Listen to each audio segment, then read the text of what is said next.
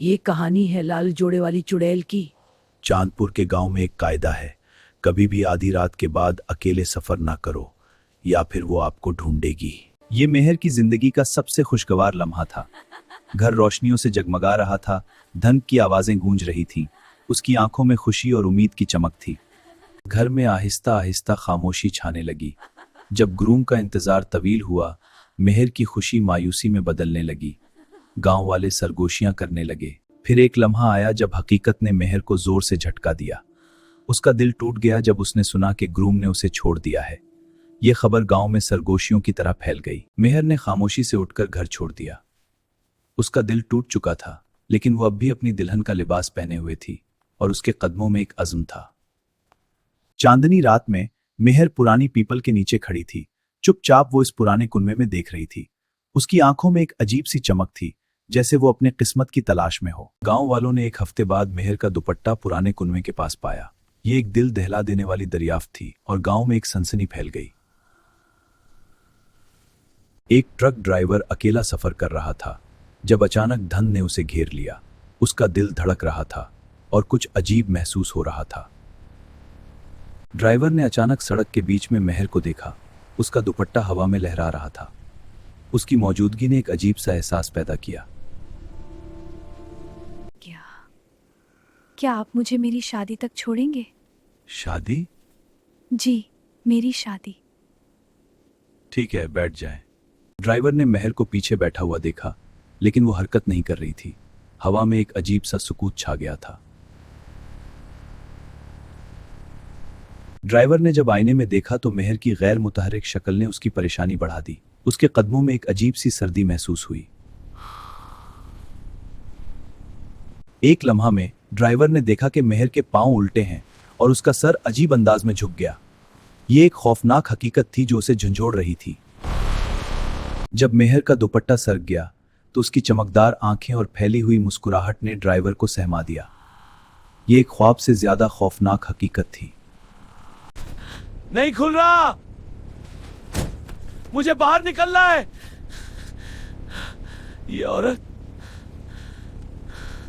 अगली सुबह गांव वाले पीपल के नीचे ट्रक को छोड़ा हुआ पाया।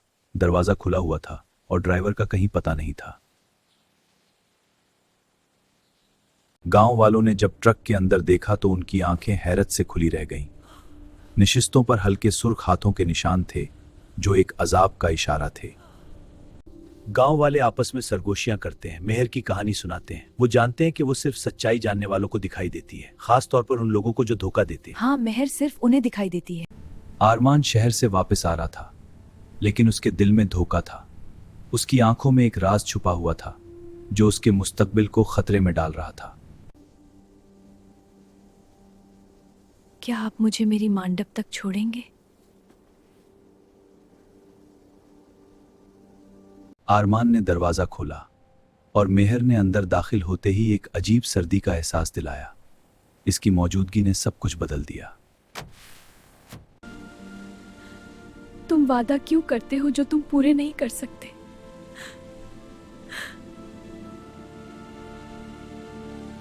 सुबह की पहली किरणें फटने लगी और आरमान अचानक गायब हो गया। बस एक टूटा हुआ चूड़ियां रह गया। एक ऐसी हकीकत जिसने गांव वालों को हमेशा के लिए डरा दिया। धुंध अचानक आ गई और आरमान की आंखों में एक अजीब सा खौफ छा गया। वो जानता था कि इस रात कुछ गलत होने वाला है। गांव वाले आरमान की गुमशुदगी पर खामोशी से सोग मनाते हैं। दर्द और खौफ की एक लहर ने पूरे गांव को अपनी लपेट में ले लिया था।